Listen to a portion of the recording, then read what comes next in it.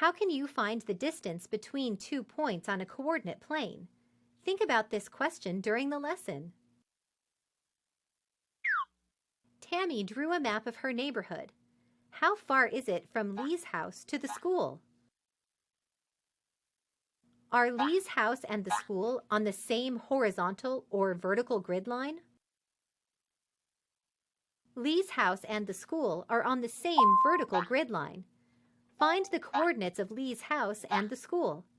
How do you find the ordered pairs for Lee's house and the school? For each location, start at the origin and move along the x-axis and then along the y-axis. Then record the coordinates as an ordered pair. What are the coordinates for Lee's house? Select your answer.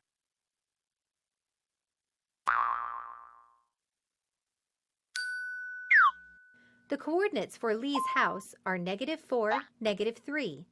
The coordinates for the school are -4, 2. What do you notice about the x-coordinates of Lee's house and the school?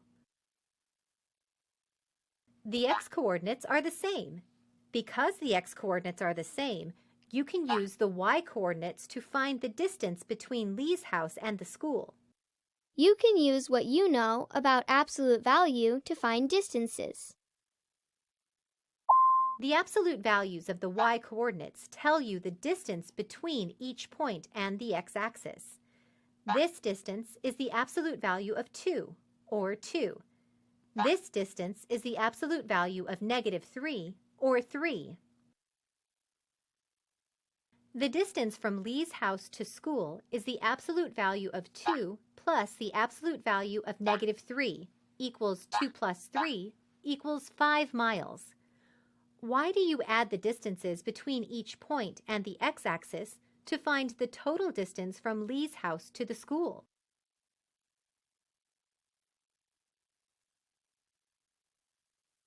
You add the distances between each point and the x-axis because the two distances combined result in the total distance between Lee's house and the school.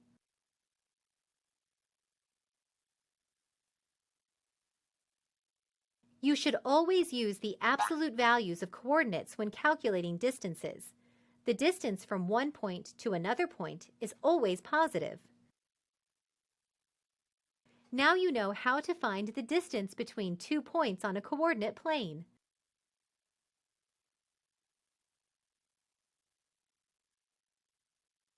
What is the distance from the school to the playground? Explain how you used absolute values to find the distance. We have the school at, let's see, 1, 2, 3, 4, and 1, 2, so 4 and 2. So that's a -4 and a +2 for the school. Then you have playground. The playground is also on -4 and +5. Okay, so now we need to use the absolute values to find the distance between the schools. So we're going to only look at the y-axis because they're both on the same line of the -4. We're looking at the distance going up. So we look at 2 and then we look at 5 and we would subtract the 2. So 5 minus the 2 will give us 3. So they are, in this case, 3 units apart from each other. And that is how you would use the absolute value.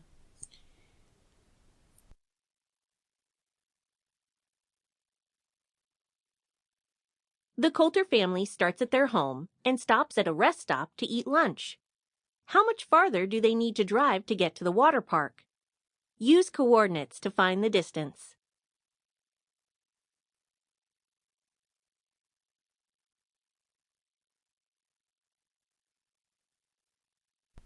So the y coordinates are the same for these two. So we're going to use the absolute value for the x coordinates. So we look at negative 85 and 5/10 and negative 25 and 75 hundredths. The absolute value would just be the positive version of each, subtract them, and then that gives you the remaining distance. So that would be 59 and 75 hundredths. The distance of the return trip is, so now they're coming from the water park all the way back home. So we know the distance from the water park to the rest stop was, what was it? I forgot, but 85 and 5/10 we're going to add to the 65 and 5/10 because now we're adding up the distance all the way along. So the absolute values of both of those would be 85 and 5/10 and plus 65 and 5/10. And they got that right from here, 85 and the 65. That's where those two numbers came from. Once you add them up, you get 151. So that's the return trip all the way back home. Point B is on the x-axis and has the same x-coordinate as point A. Point C has an x-coordinate of -2 and a y-coordinate of n. The distance from point A to point C is equal to the distance from point A to point B. What is the value of n? The distance between points A and B can't be determined without knowing the value of n, which is the y-coordinate of point A. The distance between points A and C can be found. The points have the same y-coordinate and are in different quadrants.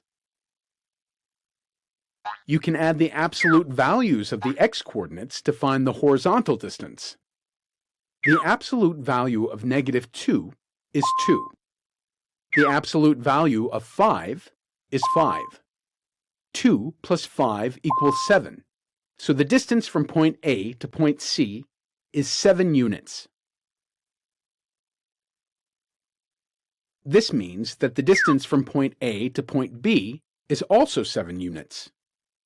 The ordered pair, 5, 0, describes the location of point B.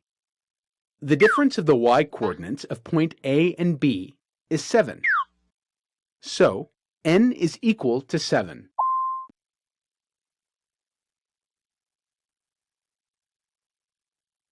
Point D is in quadrant 4 and is the same distance from point B as point A. What are the coordinates of point D? So we have to figure out, based on the locations of point A and B, what are the coordinates of point D. Based on the example, n was equal to 7. So we know the distance between A and B is 7, and it says that the D is in quadrant 4. So this is 1, 2, 3, 4. So 4 is down here.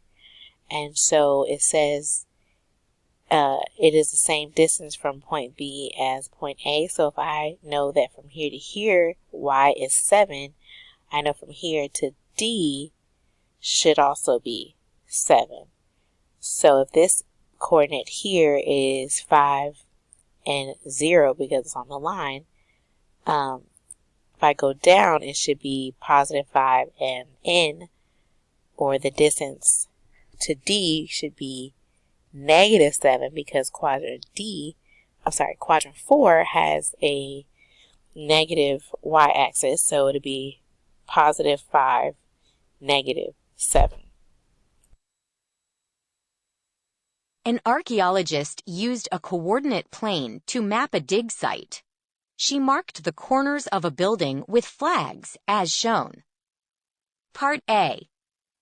How much rope does the archaeologist need to go around the building?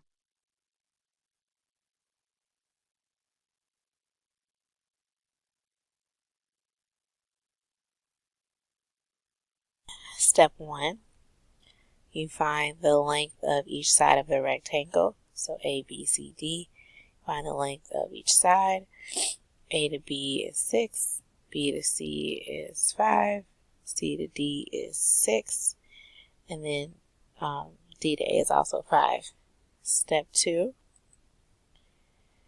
add the side lengths together and you get the perimeter of 22 meters of rope.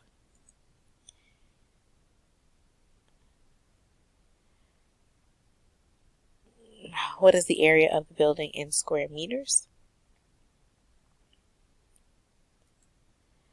Use the measurements from part A. The building is 6 meters wide, 5 meters tall. So 6 times 5 is 30. That gives us the area.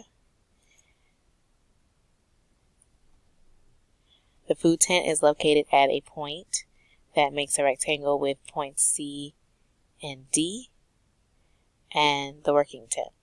What are the coordinates of the food tent? So here's the working tent, DC. So if it makes a rectangle, the point would have to be here, directly across from the working tent and C. So that would be a positive 2 and 1, 2, 3, negative 3. Let's see. So we have, negative 2. Yeah, negative 2. So it is, the working tent is 3 units down from D. To make a rectangle, the food tent should also be 3 units down from C. The coordinates of the food tent are 2 and negative 2. How much rope is, okay, let's read this. The archaeologist later decides to extend the roped-off area so that the new perimeter goes from A to B to the food tent to the working tent and then back to A. How much rope is needed now? What is the area of the roped-off area?